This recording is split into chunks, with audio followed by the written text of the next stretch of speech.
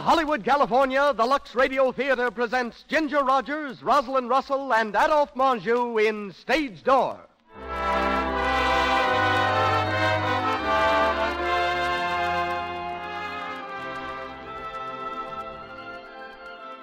Lux presents Hollywood.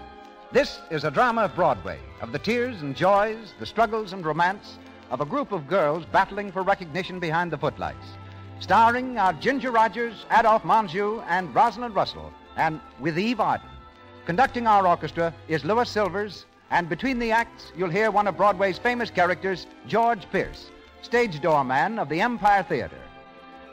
Before introducing our producer, a word about the product bringing you this hour of entertainment. Out here in Hollywood, 9 out of 10 screen stars use Lux toilet soap. They use it regularly, in their studio dressing rooms and at home, too. When a screen star whose complexion is priceless uses an inexpensive soap like Lux toilet soap, you can be sure there's a reason, and here it is. Lux toilet soap is skillfully made of the finest possible ingredients. More important, Lux toilet soap has active lather that offers you protection against careless cleansing. Let Hollywood's beauty soap be your beauty soap and help you protect the priceless loveliness of your complexion. And now, the producer of the Lux Radio Theater. Ladies and gentlemen, Mr. Cecil B Demille.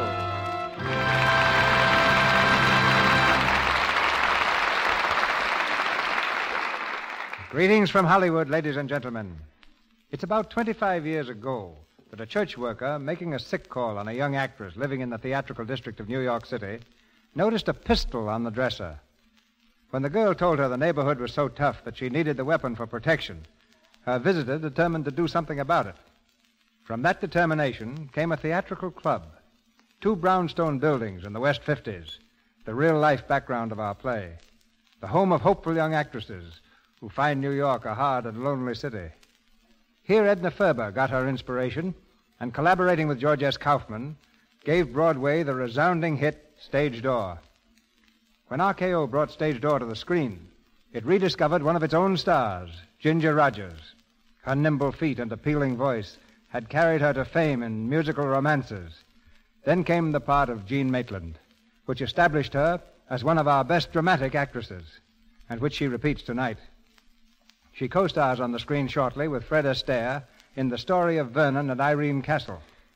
Also from the original film cast comes that master of sophisticated charm, Mr. Adolphe Menjou, in the part of the theatrical producer, Anthony Powell. Mr. Menjou starred soon in the United Artists release, King of the Turf. Making her first appearance at our microphone is Miss Rosalind Russell, a Connecticut girl who came to Hollywood by way of stock companies and Broadway. Following her success in The Citadel, her new Metro-Goldwyn-Mayer picture is Fast and Loose, co-starring Robert Montgomery. And she's heard tonight in the part of Terry Randall. Eve Arden plays Linda Shaw.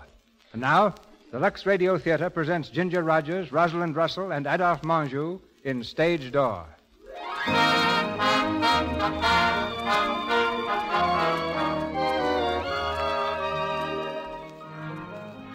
Broadway is a mighty stream, sparkling, swift, and unfathomable, rushing on mercilessly, swollen with an overflow of talent from all the other little Broadways, the main streets of America. But along the course of every roaring torrent, there are backwaters, pools, and eddies where the driftwood collects. Such a backwater is the Footlights Club, a girls' theatrical boarding house just off Broadway, just around the corner from fame. In the old-fashioned living room of the club, the girls are gathered just before dinner. The air's thick with talk, shop talk, and women's talk. On the overstuffed sofa sits Jean Maitland. Jean is a dancer when she works, but she's been at liberty for the last 6 months. She polishes her nails calmly, ignoring the conversation that flies about her. Lamb stew for dinner. I'll bet it's awful. Well, it couldn't be any worse than it was last night. Yeah, no better than tomorrow night. Can anybody lend me a lipstick? How was the matinee, Susan? Very intimate. We had 100 people on the stage and 50 in the audience. Well, at least you had them outnumbered. 5 weeks rehearsal and 2 weeks pay. What's the matter? The show closing? Like a tired clam. Oh, that's awful. Jean, did you hear that? Susan's show is folding. Yeah, and if any more fold, we can all move right into the storehouse with this scenery. Good evening, Hag. Oh, there you are, Miss Shaw. Were you speaking to me, Miss Maitland? I'm just on my way out. Come on, take them off. What? You heard what I said. Take off my stockings. What stockings? If you don't take them off, I will, and I'll take some of the hide right off with them. Well, Mrs. Orchard, From now on, you can wear your own Linda's stockings or go plotting bare-legged. Oh, is that so? Yes, that's so, stretching my size 8 over your big clodhopper 12. Girls, what's the trouble? This hoyden accused me of stealing my own stockings. She swiped her last pair of stockings from me. Jean, Linda, how do you expect me to run a respectable boarding house? Well, you're doing the best you can with the people you've got. Jean? Oh, Linda, Mr. Powell's car is here. Oh, well, tell the chauffeur I'll be right there. Well, Mr. Powell's car is here. Mr. Powell, the great producer, isn't here. Just his car. Well, if you were more considerate of your elders, maybe Mr. Powell would send his car for you someday. I can hardly wait. Of course, he'd probably take one look at you and send you right back again, but then you have to expect that. Well, you should know. Well, good night, everyone. While you're sitting here digesting your lamb stew, you might be thinking of me dining on pheasant bordelaise. Bordelaise, no less. Woo, girls, listen. Bordelaise. Well, maybe it's casserole. I'm not quite certain. Well, be sure not to eat the bones and give yourself away. I'd say that bout was a draw, Jean. Break it up, girls. That's the end of round 1. Girls, what's that knocking? It might be mice. Why, it's someone at the side door. Say, how do you get in here? If you really want to get in, you might blast. Oh, don't, Jean. It looks like a customer. Go around to the other door, please. What's the matter with her? Can't she read? The mice are still with us. This way. Come right in. Thanks. Good evening. Greetings. How many doors are there to this place? Well, there's the trap door, the humidor, and the cuspidor. How many doors would you like? I only asked a civil question.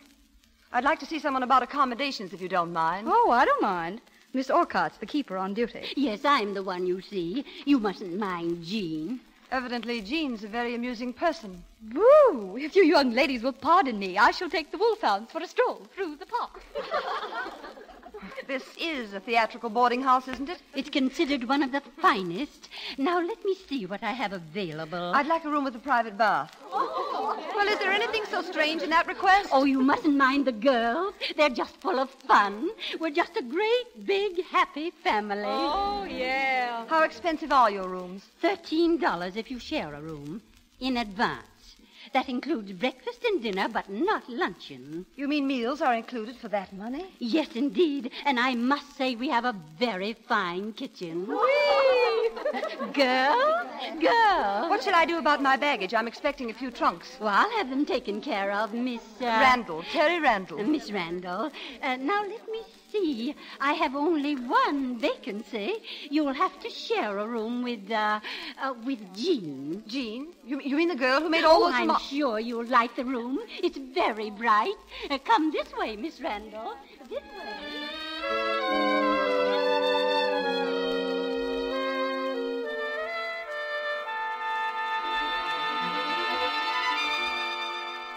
One trunk, 2 trunks, 3 trunks. When does your baggage get here, Miss Randall? I'm expecting the bulk of it in the morning. We could leave the trunks here and sleep in the hall. There's no use crowding the trunks. Yes. I don't know what we're going to do when the wolfhounds arrive. I hope you don't mind animals. No, not at all. I've roomed with a great many of them before. Yes, I can see that. Do you mind if I ask a personal question? Another one? Are these trunks full of bodies? Just those 2. But I don't intend to unpack them. I was just thinking if the room got too crowded, we could live in the trunks. Now, that's a good idea. You don't mind helping me unpack, do you? Oh, I beg your pardon, you're not the maid, are you? Oh, it's quite all right. And may I put this picture here? Why not? May help scare the moths away. An old friend of the family? It happens to be my grandfather. Grandfather? Well, there is quite a resemblance, especially around the whiskers. Now, that's a fairly intelligent observation for you. Judging from your wardrobe, I'd say he was a fairly generous old guy, as grandfathers go. He always treated me very well. I suppose if you'd had your choice, you'd have picked a much younger grandfather. I see that in addition to your other charms, you have the insolence generated by an inferior upbringing. Oh, fancy clothes, fancy language, and everything. Do you mind if I hang your dress here, on the floor? Temporarily, of course. I must take my bath. That should help. And remember, half the wardrobe is yours, and if anything of mine should get in the way, why, just toss it out the window.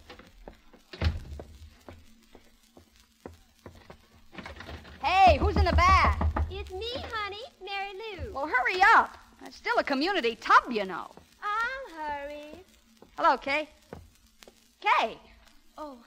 Hey, what's the matter, Kay? Don't you say hello to me anymore? Hello, Jean. I didn't see you. I just got in. I'm tired. Well, you certainly must have heard me. Oh, don't pay any attention to me. My mind's been wandering lately. What's the matter, Kay? Oh, it's just one of those days. Let's sit down and have a good cry. All right. Cry on my shoulder. I'm going to take a bath anyhow. What's wrong? No casting today. If you'll leave your name and number, we'll get in touch with you. Mr. Powell is not seeing anyone until the end of the week. Last week, the week before, and the week before that. Somewhere, somehow, I had the idea that I was a pretty good actress. Come on, shake out of it. Who got all those rave notices a year ago? That was a year ago. Ooh, you do sound gloomy. I don't know why I'm hanging on. There's nothing else I can do, and nobody I can go back to. Except somebody I'll never go back to. Listen, you don't have to go back to anybody. Well, you're the only good actress in this club. Something's bound to come your way. I hope so. Oh, now, look, Kay.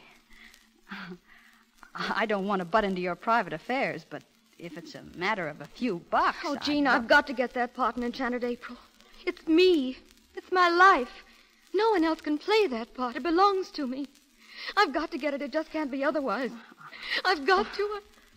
I've just got Honey, to. all right. Now, come on, snap out of it. Honey, there's somebody coming. Now, go on into your room, and I'll see you later. Go on, baby. Jean!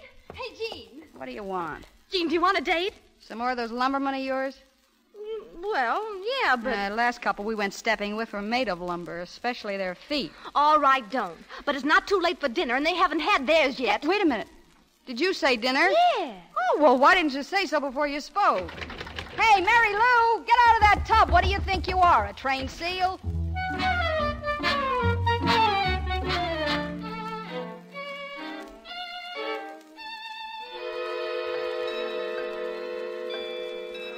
Oh, 9 o'clock and all's quiet. Too darn quiet for me. Hey, where's Jean?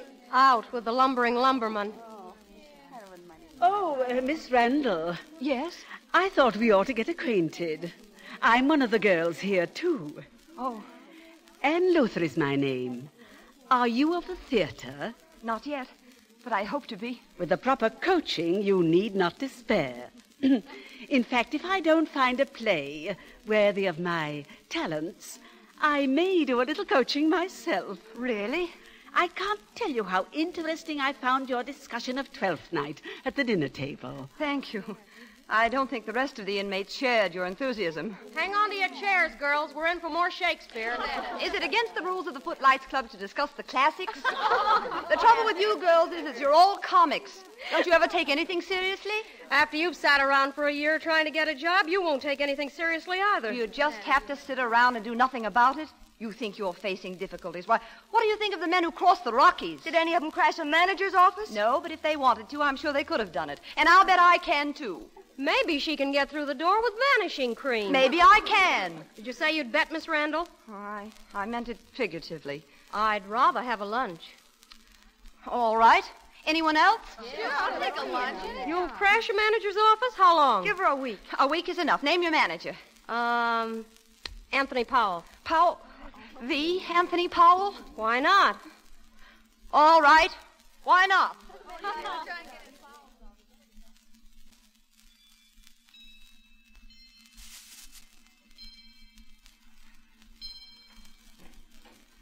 Hello.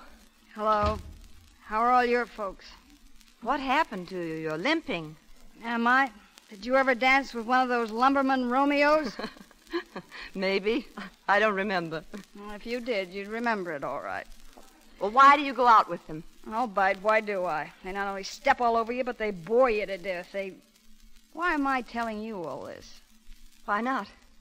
We're going to share the same room. Why not share our troubles? We started off on the wrong foot. Let's stay that way. Oh, don't you ever stop quarreling. What's the matter? Can't you take it? I can take it if you want it that way. Sure, why not? Oh, well, I hope you like your bed. It's the worst of the two. Thanks.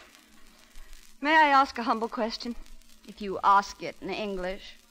You're probably wondering why I'm living here. Maybe I am. Why don't you sell some of those fancy clothes you've got and live in a decent place? Isn't this a decent place? Besides, I've always wanted to be in an atmosphere like this. Sister, you haven't seen atmosphere. Wait until about 6 in the morning when those garbage trucks start around. Say, am I getting good or you getting weak? It struck me funny. What did? The idea of having a garbage truck for an alarm clock. No, it's not funny to me. If I had your wardrobe, I'd scram out of here plenty fast and leave you here with your atmosphere. Oh, no, you wouldn't. You bark a lot, but you don't bite. You wouldn't sell out for a wardrobe. It's all right for you to talk. You've got yours, and Linda isn't doing so bad either. Linda? Oh, she's the other girl you fight with, eh? One of them. Well, you two probably have the right idea. I don't know. What idea is that? Stop kidding. Oh, you mean having a grandfather, eh? I'll call him anything you like. If I had it to do all over again, I assure you I wouldn't have had a grandfather. Perhaps if I came in here today with a hungry look in my eyes and a straw suitcase, you'd think I was all right, huh? But a wardrobe won't help you to act. And 3 meals a day, of course, well, it's just a bad habit. However, that's hardly a reason for the girls to dislike me. Jean? Jean, are you listening? Write it down on a piece of paper. I'll read it in the morning.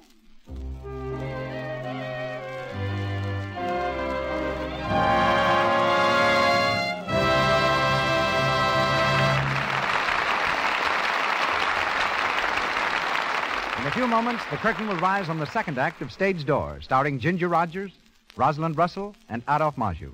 And now, during our intermission, let us listen in on Bill and Betty. They're going to be married in June, and now... Good night, Bill. You really must go now. Oh, gosh, Betty, not just yet. Oh, it's wonderful to hold you close. You're awful nice to look at, you know. Oh, but, Bill, you must go.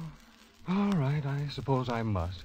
But, gee, darling, I could look at you like this forever. Betty's one of those clever girls who uses Lux toilet soap regularly and has skin that passes the love test. When a man's in love, his eyes look close and searchingly. Only skin that's soft and smooth can pass the test. If you have won romance and want to hold it, take the Screen Star's advice. They tell you it's foolish to risk cosmetic skin, dullness, tiny blemishes, enlarged pores. Use cosmetics all you like. Lux Toilet Soap's active lather removes stale cosmetics thoroughly, guards against choked pores. We use this nice white soap regularly.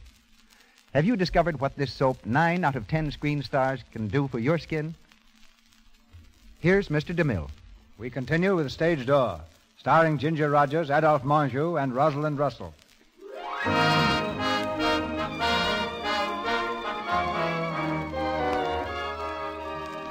Almost a week has gone by. Terry Randall, unable to make friends with the girls at the Footlights Club, pursues the uncertain path to fame alone. Jean Maitland, still out of a job, practices daily at Alex Karofsky's dancing school. With her partner Ann, she's working out a routine in a corner of the room, when through the door comes the famous producer, Linda's friend, Anthony Powell. Well, Mr. Powell. How are you, Mr. Powell? I'm fine, Alex. How's the new school? Oh, fine. You thinking of putting on a musical? No, I very likely won't produce anything this year, unless I can find an angel. Say, who's the little blonde over there? Oh, just one of the kids. You want to meet her? Never mind. I'll introduce myself. Hey, Jean, look who's giving us the once-over. Who is it? Nobody but Anthony Powell. So that's Linda's soulmate. Who's he staring at? I don't know, but I hope it's me. Now, you can have him. Morning. Are you girls rehearsing for the musical? No, we're just getting over the DTs. That's a nice routine you kids have got there. I hear yours isn't so bad either. See you in the dressing room, Ann. What's the matter with your girlfriend? Oh, she's just nervous. Meeting such a great man, you know. Do you two girls expect to go on the stage? Oh, well, we're just hoofing around, waiting for someone to discover us. Well, you're discovered. But I didn't mean it that way. You see, we thought maybe, we might get into a nightclub like the Grotto. The Grotto? Yeah, someplace like that. Well, excuse me, I guess you're getting me nervous, too. Excuse me, goodbye. Nice little routine those kids have, Mr. Powell. Yes. Say, Alex. Call up Gordon at the Club Grotto. Tell him I said to give the kids a job. The Grotto? Swell.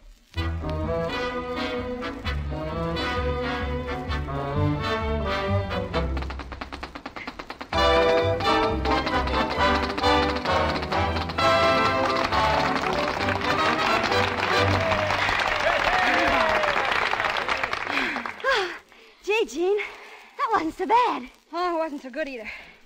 Did you see who was sitting out there? Sure. Our friend, Miss Linda Shaw, and her friend, Mr. Powell. Well, what of it? I heard tonight that Powell owns half interest in this club. Oh, you know, it did strike me kind of funny, our getting a job here all of a sudden. Nah, don't be a dope. Say, if he ever smiled at me the way he did at you tonight, I'd do a 3-point collapse. Hello. May I come in? Oh, how do you do, Mr. Powell? I thought you girls were very good tonight. Thank you. We thought so, too. Don't pay any attention to her, Mr. Powell. She's slightly balmy. Well, excuse me, Mr. Powell. You don't like me, do you? How could I help liking a man who takes his mother out to a nightclub? That was your mother you were sitting with. No. No, that was my girlfriend's mother. Now, my ideal mother is young, blonde, slim, and generally intriguing. I'll see if I can get you one on Mother's Day. What size? Your size. Well, that wouldn't be so easy. You see, I'm not the stock size. Couldn't we talk the whole thing over at dinner some night? I'm very fond of dinner. Could you send your car around for me? Where could I send it? I'm living at the Footlights Club, but the traffic around there is a little heavy. I see. So maybe you'd better send it around here first. Perhaps that would be better. Shall we say tomorrow night, after the show? Mama will have a lamp in the window. Good night.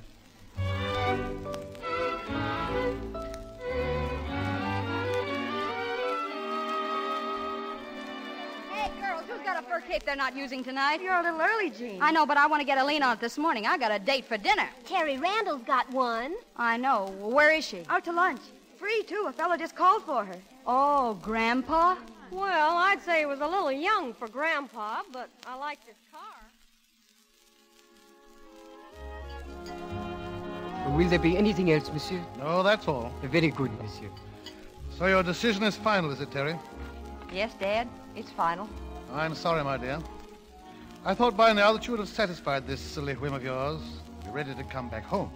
If I thought I couldn't achieve something by myself without the aid of the family millions, I'd feel like a pretty sorry specimen. But why must it be the stage, Terry?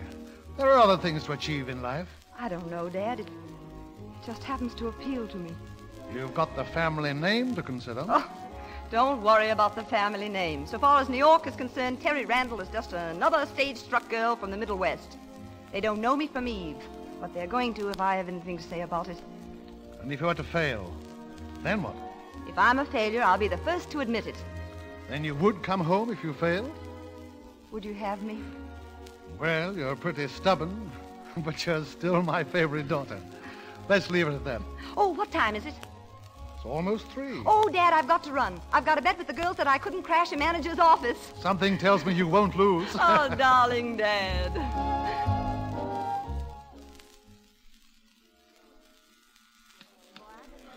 Mr. Anthony Powell's office. Mr. Powell isn't in. Have you an appointment? Sorry, he can't see you. Hello? Hello? No, no casting. Miss Winters, I'm Kay Hamilton. May I see Mr. Powell, please? Just a moment. Hello? Hiya, Kay. Oh, hello, Judy. What was it, Miss Hamilton? I want to see Mr. Powell, please. I'm sorry, but Mr. Powell isn't seeing anyone today. But I have an appointment. I was supposed to read that part for him in Enchanted April. I'm sorry. But if I could only see him for 5 minutes. Not today, Miss Hamilton. But I've got to see him today. I've just got to. Miss Hamilton! Oh, catch her, someone. I'll take care of her. Kay. Kay, are you all right? Somebody get some water. Rub her hands. We'll bring her around. Hey, here's the water. Thanks. Judy, what happened? Oh, Terry, it's Kay. She fainted. Yeah, Powell broke an appointment with her, and when Miss Winters told her, she passed out. She'll be all right. She's coming around now. Kay, are you all right? I feel better now. Just who does this Anthony Powell think he is, refusing to see people with appointments? Let me through, please. Here, you can't go in there. No, just watch me. Come back here. I beg your pardon. So you're Anthony Powell. Well, and who might you be? My name is Terry Randall, but that's not important. Why, what right do you break into my office without What right have you to barricade yourself behind closed doors and refuse to see people? That happens to be none of your business. Do you know that a girl just fainted in your outer office because you broke an appointment with her? I'm sorry, I didn't know. And as long as you keep that door closed, you'll never know. You're a producer, and it's your business to see actors. Why, the greatest actress in the world might be sitting out there, and you never give her a chance. Are you the greatest actress in the world? Never mind me, I don't need you, but those other girls do. They work and starve and go without decent food and clothes, in the hope that someday someone like you will come out of his office and notice them. Really? Now listen, my militant friend. I judge by your attitude that you hold me personally responsible for any possible tragedy in the lives of the girls who come up here. Is that right? No, it isn't. But I do think you owe it to all these people to at least see them. Maybe they've got something. Well, maybe they have. But do you realize that if I tried to see all the young girls who want to be actresses, that I wouldn't have time to do anything else?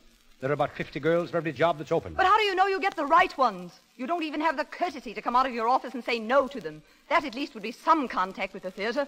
Well, you're one that can't complain. I've seen you, and you're not the type. You're very smug, Mr. Powell.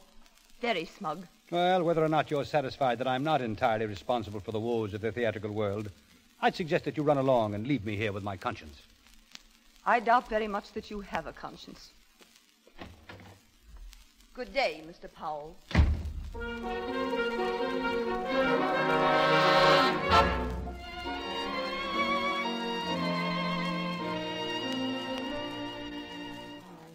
How is Kay tonight? Oh, she's all right. What'd the doctor say was wrong? Malnutrition, he called it. That's Latin for not eating. Mrs. Orcutt, what did the doctor say? She's going to be all right. It was very sweet of you to send in the doctor, Terry. I asked you not to say anything about it. Well, of course, dear. It's not that I'm sentimental. It's just that the whole thing seems unnecessary to me. Certainly, dear. And now that you've paid her rent, there's no reason why she shouldn't stay. May I come in, Miss Maitland? Certainly, Miss Shaw. I guess you'll be safe. The exterminators won't be here till tomorrow. How did they miss you on their last visit? I was out in society that day with an old boyfriend of yours. Oh, yes. Speaking of funerals, these flowers just arrived for you. And my little flower girl brought them up to me. Mm-hmm. Well, if I could find my purse, I'd give you a big 5-cent tip. Well, I really came along to give you a tip. Oh, and don't bother to read the note. I can tell you what it says. 11 roses, and the 12th is you. Signed, Anthony Powell. You're doing very well up to now. Tell me more. Oh, the routine's the same for all the girls. Quiet little supper in the Powell penthouse with champagne and all the fixings. Oh, and then there's Harcourt. Now, Harcourt's a gem. That's not Harcourt you're wearing, is it? No, my sweet. Harcourt's the butler. A very discreet butler, if you get what I mean, and conveniently deaf. Now, let me see. Tony usually starts off with the tired little boy routine. Oh, but I don't want to spoil it for you. I'll let it all come as a big surprise. Thanks for calling. And if you ever need a good pallbearer, remember, I'm at your service. Good night, dear. Oh, hello, Randall. Hello. Have a nice time, Jean. I didn't mean to eavesdrop, but I couldn't help overhearing. You're not really running around with this man Powell, are you? Why not? Why should you play with fire just to spite Linda? I can take care of myself. Personally, I think you need a governess. Besides, if I don't go out with him, I'll probably lose my job, and so will Ann. We'll be right back where we were. Now, that's a lame excuse. You got along somehow before, didn't you? I'm sick of getting along somehow. Besides, it's none of your business. Sorry. Oh, by the way, that's a beautiful ermine cape you're wearing. Remarkably similar to one of mine. Oh, it is yours. I just wanted to see how I'd feel in one of these things. You feel any different? I'll say. Why don't you wear it? Do you mean it?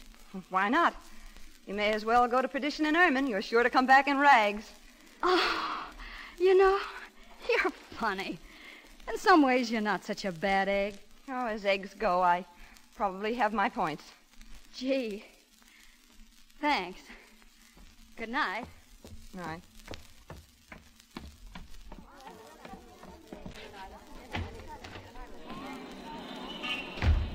Jean. Oh, Bill. Hello, Bill. I've been waiting out here for you. Yeah? Well, when did you get back, Bill? This morning. The show was one of the quicker flops of the year, in spite of my swell publicity campaign. Have a cigarette, Jean? No, thanks. I gave 'em up when I was 7. Bright girl. You busy tonight? Yeah. Well, I couldn't give you much of my time tonight anyhow. But how about dinner tomorrow night? I don't see how I can very well. Why not? Well, since we got this job, I haven't had much time for anything. Well, you haven't given up eating, have you? Well, it isn't that, Bill. Maybe we hadn't better see each other for a while. Why? I just think it's better. Oh? Why do you say oh like that? How would you say it? Well, you make it sound like it meant something else. Well, that ermine speaks for itself. Whatever I do is my own business. Okay, sure. I'm sorry, Bill, but I've got to live my own life from now on. Well, you understand, don't you, Bill? I guess I do. So long, Jean. So long, Bill.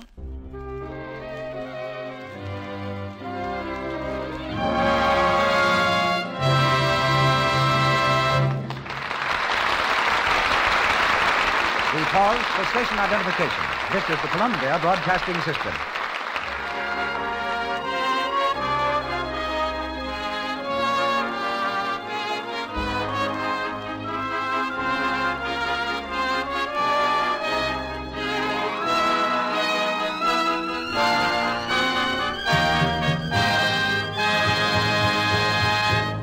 We've completed the second act of Stage Door. Ginger Rogers, Rosalind Russell, and Adolphe Menjou bring us Act 3 following this brief intermission, which features our special guest of the evening. And now a word about Lux Toilet Soap, the gentle white soap with active lather the screen stars use. It's because Lux Toilet Soap has active lather that it makes such a wonderful bath soap, too. Carries away perspiration, every trace of dust and dirt. Leaves skin smooth and delicately fragrant. Screen stars say, men fall for skin that's sweet. A Lux Toilet Soap beauty bath makes you sure. Use this gentle, rich lathered soap for your daily beauty bath. Our producer, Mr. DeMille. For our special guest tonight, we asked the Empire Theater in New York City to lend us their stage doorman, because his particular stage door is the most glamorous of all. Through it have passed so many great stars, from Sarah Bernhardt to Catherine Cornell. So much a part of the Empire has its doorman become that the theater's his middle name. From New York City, we now present the stage doorman of the Empire Theater, Mr. George Empire Pierce. Thank you, Mr. DeMille. I suppose some of you are wondering just what a stage doorman does.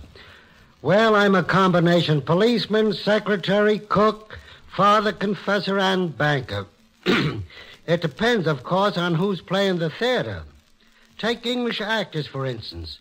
They like their tea on matinee afternoons. Brian O'Hearn is a great tea drinker.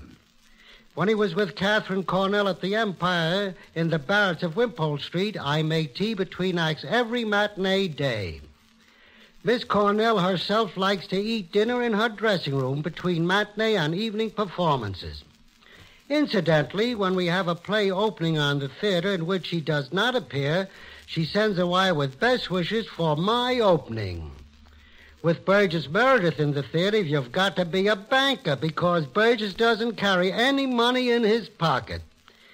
He'll come rushing into the theater, toss his hat into a fire bucket, and have his coat and tie off by the time he gets to the dressing room door.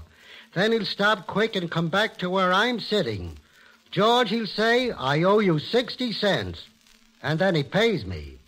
After the show, he can never find his hat. He grabs the first one he can see whether it fits or not. And it generally doesn't. Now, of course, the man whose hat Burgess takes picks up somebody else's, and that goes on and on and on. Nobody has the right hat. Personally, I always consider it an honor when Burgess grabs my hat off my head as he goes rushing out. Every day in real life, I see a part of the story you're hearing in Stage Door tonight, and I know how tough it is.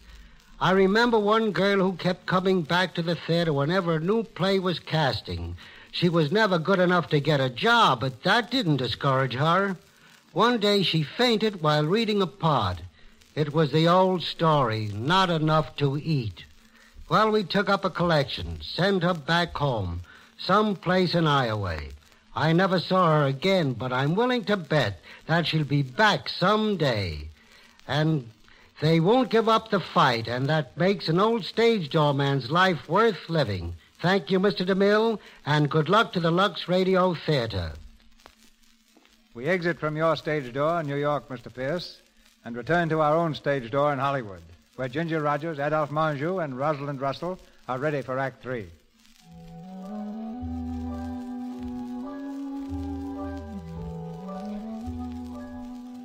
Later the same evening, in Anthony Powell's penthouse high above Broadway, Jean stands by the window, gazing down at the twinkling lights of the great city. The producer stands close to her, smiling indulgently at her wonderment. It's a beautiful view, isn't it?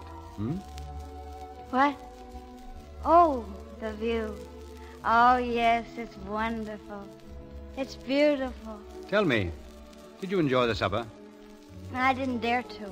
Why not? Make it too hard to go back to lamb stew. You don't have to go back to that lamb stew if you don't want to. Do you have suppers like this all the time? Practically all the time. Why? I just wondered. I wish I'd been born lucky instead of beautiful and hungry. Will you have a little more champagne? No, thanks. I'm afraid to walk now. Woo! Well, perhaps a little coffee. No, thanks. I just want to look at the view. Oh, it's a wonderful view, don't you think? Yes. It's a beautiful city. Like a fairyland. It's full of color, illusion, glamour, romance. Hey, what happened? What's the matter? I thought something blew out. Oh, I turned down the light. It does improve the view, doesn't it? Oh, it's beautiful. It's beautiful now. But think of how much more beautiful it will be with your name flashing across the horizon. Jean Maitland, in letters 4 feet high. 8 feet. All right, 8 feet. I'll be the sculptor and you the clay. I'll mold you into the greatest dancer Broadway has ever known. I'll be Pygmalion and you'll be Galatea. Oh, it sounds like a fairy story. Well, isn't life just a fairy story? After all, aren't grown-up people just little boys and girls at heart? Oh, I know. At the office, I'm the gruff Anthony Powell, theatrical producer. That's a pose. But here, with you, I'm just a tired little boy with a dream. Who were you going to be? You were going to be somebody, and I was going to be somebody. Oh, yes. Pygmalion and Galatea. Which one am I? Oh, you're Galatea. I'm Galatea. Who are they? Pygmalion was a sculptor who carved the statue of a woman out of marble. Oh. The statue was so beautiful that he fell in love with her, and his love was so deep and tender and true that it warmed the statue into life, and they lived happily ever after. Oh, did they get married? I don't think so. I don't believe people got married in those days. I think that's terrible. What's terrible? They didn't get married. But she was just a statue. Well, that's what's so terrible about it. You mustn't cry over a statue. The whole thing's a fairy story. But after he'd gone to all that trouble and everything. But he didn't go to any trouble. Now you're just getting hysterical. I'm not hysterical. Besides, he couldn't marry her if he wanted to. He should have thought of that in the first place. She was probably minding her own business. Come on, you're getting yourself all excited over nothing. Harcourt. Well, it may be nothing to you, but it was something to her. Well, he can't do that to her. You bet he can't.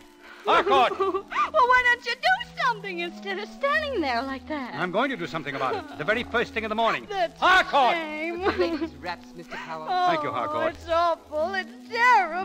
Now, here's your wrap. You run along home now. Get some sleep and don't worry about anything. I'll see my lawyer. We'll get the whole thing straightened out.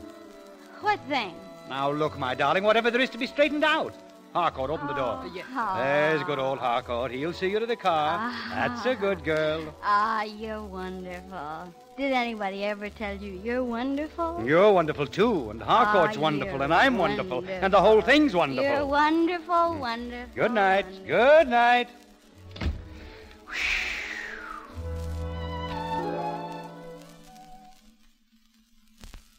Mr. Anthony Powell's office. I'm sorry, Mr. Powell's in conference, Mr. Burke, and he cannot be disturbed. Now, let me get this straight, Mr. Carmichael. You have a client who's interested in putting a little money into my show, Enchanted April, right? Exactly. But he wants to remain, shall I say, incognito. Of course. Now, just how much does your client wish to put up? As much as you need, Mr. Powell, with one stipulation. Well? He wishes to be allowed the choice of the feminine lead. Oh, I see. I don't think you do.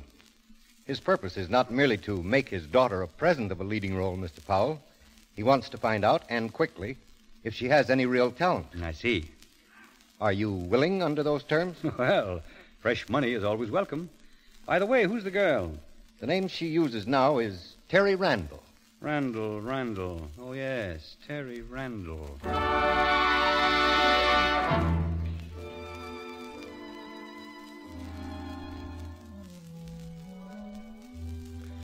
I expect this to be the greatest play I've ever produced, Miss Randall. Every actress on Broadway has begged to play the part of Jeanette. It's one of the greatest parts ever written. Shall I turn down the lights a little, Miss Randall? It improves the view, makes it more restful. On the contrary, it makes me feel slightly uncomfortable. Are you sure you brought me up here to discuss this play? Why do you ask? I'm a suspicious person. You want to be a star, don't you? Yes, under the proper circumstances. How would you like to see your name blazing across the horizon in letters 4 feet high? 4 feet? Yes, it's got to be a good-sized sign. I'm used to that. So's Jean Maitland. What's she got to do with it? Are you in love with her? No. I thought so. What's Jean Maitland got to do with this discussion? Do you want to play this part or don't you? I'm really tremendously flattered, but how do you know I can act? You've never seen me on the stage. How do you know that? Because I've never been on the stage. Oh. Well, I saw you perform in my office.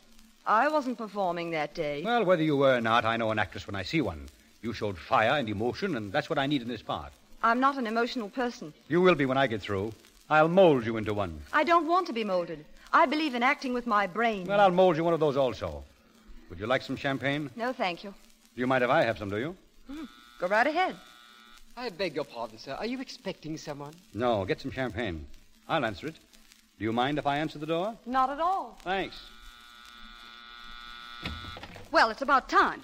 Jean, how did you get up here? Have you got a woman in this apartment? Who wants to know? I do. Now, listen, I'm in a bad humor. Where is she? Hello, Jean. Come on in. Oh, so it's you. Hello.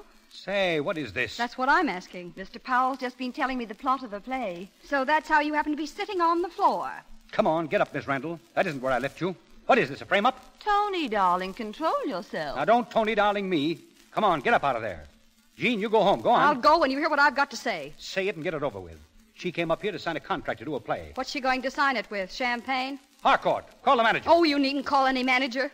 I thought I was in love with you, but I see my mistake now. I only went out with you in the first place to spite Linda.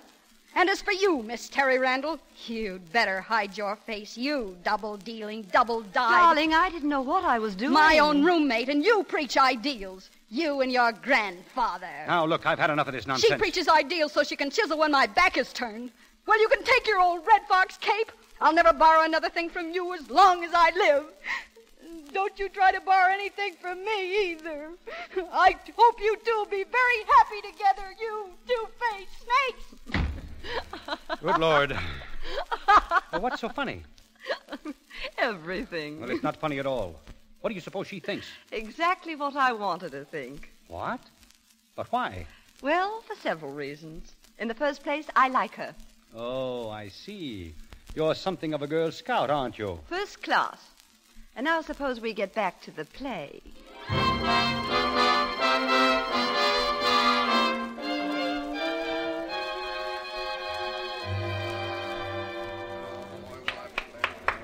All right. Take your places on stage, please.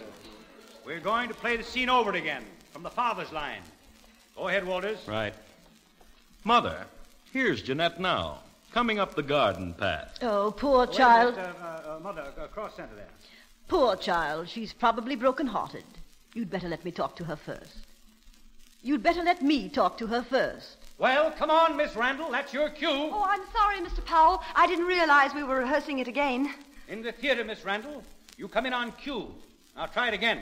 But my opening speech still doesn't seem right to me. If you'd read it correctly, that would help. Remember, your husband has just left you and you're broken-hearted. Broken-hearted. Can you understand that? Start over again, Walters. Yes, sir.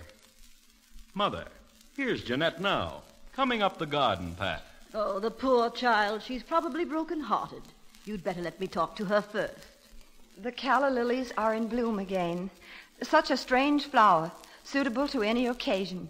I carried them on my wedding day, and now I place them here in memory of something that has died. That's terrible. Well, if you think I'm so terrible, Mr. Powell, why did you hire me for the part? That's what I'd like to know. Probably temporary insanity. Try it again.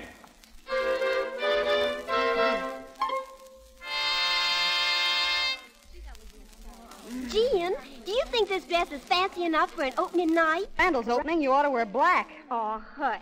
She was nice enough to give us free tickets. Yeah, she wanted to be sure there was somebody in the audience. It sounded as if you wanted to be a flop. Not exactly, but as long as there's going to be a flop, I want to be there and see it. The calla lilies are in bloom again. Such a strange flower, suitable for every occasion. The calla lilies are in bloom again. Randall, rehearsing again? I thought I told you to rest. I can't remember a line, Luther. Not a line. Of course you can't. No one can an hour before curtain time on an opening night. When you step out on the stage, they'll all come back to you. But what if they don't? They will. They always do. Kay, the doctor told you to stay in bed. How could you expect me to stay in bed with all this excitement going on? But you mustn't disobey orders, dear. I was going to come up and see you before I left. Keep her cheerful, Kay. She's got first-night nerves. You've had them, you know. I'll run along now and get my things. We're due at the theater now. Kay, it's that opening speech. If I could only get through that, I think maybe I'd be all right. Kay, watch me, will you? The calla lilies are in bloom again. Such a strange flower, suitable for any occasion. May I make a suggestion? Oh, I wish you would. The way you hold the flowers. I always felt that Jeanette would hold them as she would a child. You see, they never had a child. Oh, I see. Do you suppose that was what the author intended? I'm sure of it. And when she says, in memory of something that has died. Kay, do you know this play? Not a play. It really happened. It happened to someone I know. It happened to me. Okay, darling, don't do that. This isn't just your night. It's my night, too. Oh, Terry, you've got to be a success tonight. You've got to give a great performance. No matter what happens.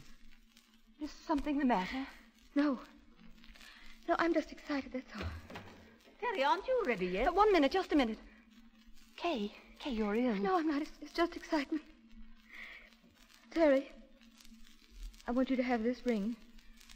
A girl gave it to me last year, and it brought me luck on my opening night. Maybe it will bring luck to you. Oh, darling, you're sweet. I wish you could be there later in the theater. I will be there, Terry. In spirit. Kay. Come now, Terry. Luther, there's something wrong with Kay. Nonsense, my dear. There is. Didn't you see her? Her face, her eyes. She frightens me. Now, Terry, please. You're all nerves. You've got to calm yourself. Luther! What? What was it? Something's happened. Kay! Jean. There's no use calling her now. Jean, what is it? She can't hear you now. She's lying downstairs, all huddled up on the pavement. No! She jumped out of the window. Little Kay. She's dead. Oh, my God. Oh, my God. Jean, why did you tell her? Terry isn't responsible. She is responsible. It was Kay's part. It was Kay's life. Now it's too late. Please. Kay is dead. Kay who never harmed anyone. And all because she hasn't a heart. Because she's made of ice. Terry, don't listen to her. Jean, get out of this room, do you hear? I'm leaving. I'm going to the theater.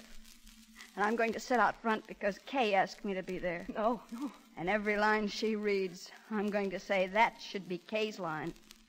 And every move she makes, I'm going to say that should be Kay. Kay, who's lying there in the street, all broken and alone. Now, I dare you to go on tonight. I dare you. Terry, dear. Kay. Little Kay. Oh, my God.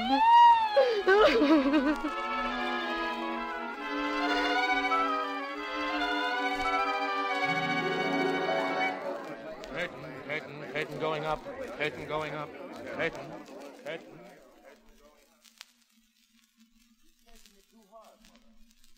Jean, Jean, she couldn't help it. Terry couldn't help it. Mother, here's Jeanette now, coming up the garden path. Oh, the poor child. She's probably broken-hearted. You'd better let me talk to her first. Jeanette, dear. The calla lilies are in bloom again. Such a strange flower. Suitable to any occasion. I carried them on my wedding day. And now I place them here in memory of something that has died. You poor child. If you gathered here to mourn or bring me comfort, I've learned something about love that I never knew before. You speak of love when it's too late.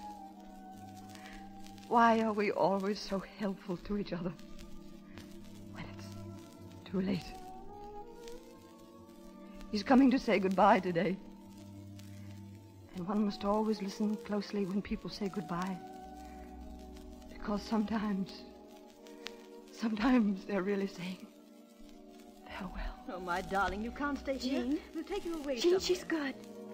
Terry's this good. is my home. This is where I Jean, belong. don't stare like that. Jean!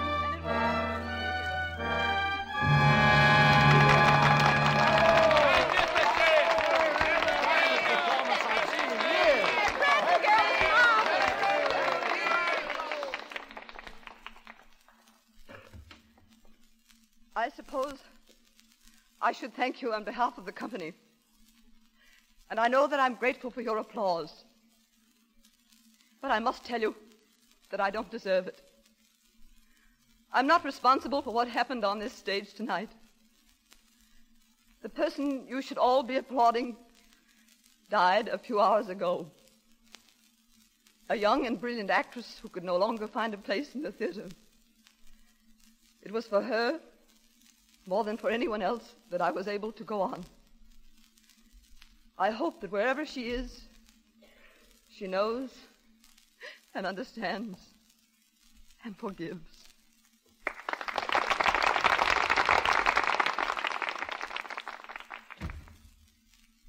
My dear, you'll never know how good you were tonight.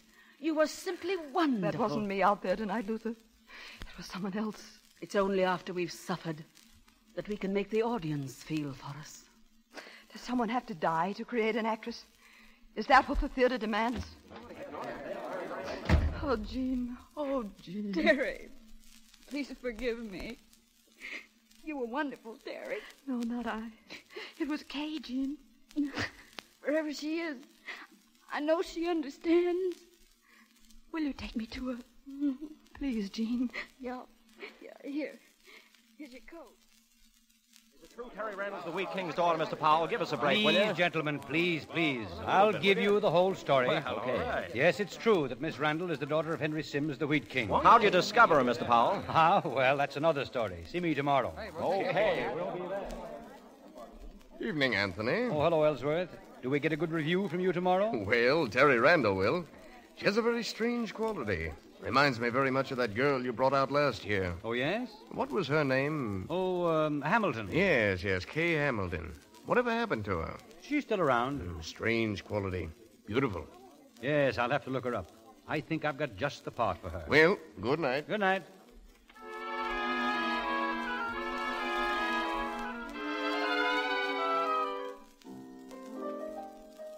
Hello? Yes, this is the Footlights Club. Oh, well, I'll see Bill. We're having a little excitement around here this afternoon. Judy North is leaving. Getting married. Wait a minute. Well, bye, everybody. I gotta catch a 7 o'clock train. Thanks for everything. If any of you hams ever come to Seattle, the House of Millbanks is always open to you. Well, if we do come up to see you, I hope you'll promise to give us woodchuck pie. It's better than lamb stew.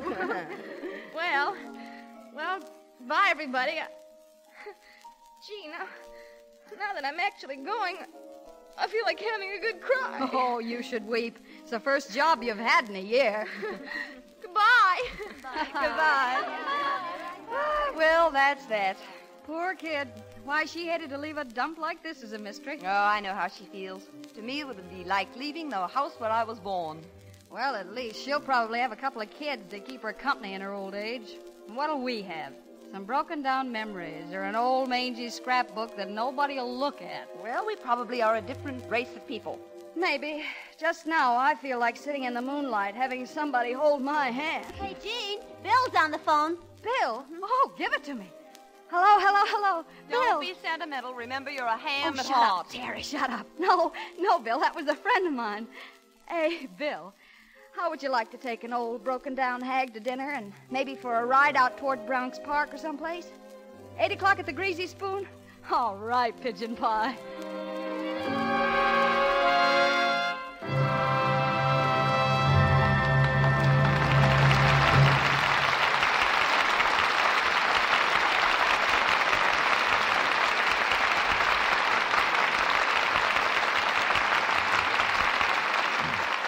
Now we bring you backstage for an interview with our stars, Ginger Rogers, Rosalind Russell, and Adolphe Menjou. Before the play began, Mr. DeMille, you spoke of a theatrical boarding house in New York, and during the play, we talked about a group called the Footlights Club. And right here in Hollywood, we've a counterpart of both. Yes. What those places are to the stage, the Hollywood Studio Club is to the movies. It's one of the finest things that ever hit this town.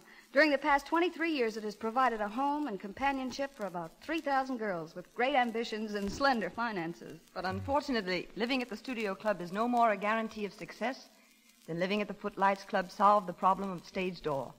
Of the 3,000 girls Ginger mentioned, I'm told that only 100 reached any degree of fame.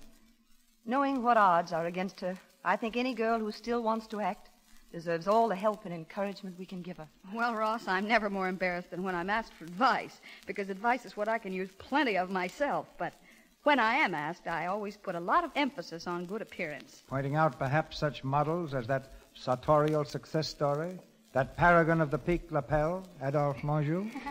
Now, I've been kidded about my wardrobe so much that I'm ready to swap everything for one fairly substantial rain barrel. Where were you, Ginger? About to remark that the little article putting on this great big show can be very helpful in the matter of good appearance. I mean Lux soap. A smooth, fresh complexion is a tremendous asset to every girl. Since I happen to use it too, Ginger, I'm delighted to add an enthusiastic ditto. And don't forget the job its program is doing in keeping everyone entertained on Monday nights. Good night, sir. Good night. Good night, Mr. DeMille. Good night. Our stage door is open to you any time. Good night. Listen to Mr. DeMille's announcement in just a moment of the play and stars awaiting you here next week. Eve Arden's next film is Warner Brothers' Women in the Wind. Louis Silvers appeared through courtesy of 20th Century Fox Studio, where he directed music for Wife, Husband, and Friend. And be sure to hear the new Lux radio show, The Life and Love of Dr. Susan, the adventures of a young woman doctor struggling against odds to support her 2 children. You can hear it on most of these stations in the United States every day, Monday through Friday. In the Eastern Time Zone at 2:15, in the Central Time Zone at 1:15, in the Mountain Time Zone at 3:15, and on the Pacific Coast at 2:15. This daylight show comes to you in addition to the Lux Radio Theater. Heard in our cast tonight were Miss Florence Lake as Anne, Lorene Tuttle as Kay Hamilton, Leona Roberts as Mrs. Orcutt, Gloria Gordon as Mrs. Ann Luther, Gerald Cornell as Carmichael, Tyler McVeigh as Bill, Frank Nelson as Ellsworth, Inez Seabury as Eve, Jeanette McLay as Mary Lou, Margaret Brayton as Judy, Colleen Ward as Susan, Sarah Selby as operator, Martha Wentworth as mother, Lou Merrill as Korovsky, Edward Marr as usher, James Eagles as Harcourt, David Kerman as reporter, and Crawford Kent as Henry Sims. Mr. DeMille. Man's conquest of the air has provided the screen with some of its finest and most exciting melodrama. Celebrated among such pictures is the romantic play awaiting you here next Monday night, Ceiling Zero, a vigorous, roaring commentary on transport aviation and the men who pioneered with wings. You'll hear Ceiling Zero with the same 2 stars who flew with it to new heights of popularity, James Cagney and Stuart Irwin.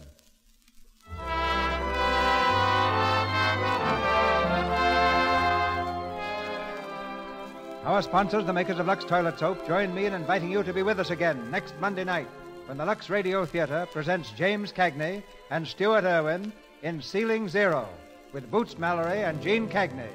This is Cecil B. DeMille saying good night to you from Hollywood. Musical selections heard tonight included Manhattan Serenade by Louis Alters, Thanks for Everything from Thanks for Everything, and Are You in the Mood for Mischief from Tailspin. Your announcer has been Melville Rowe. This is the Columbia Broadcasting System.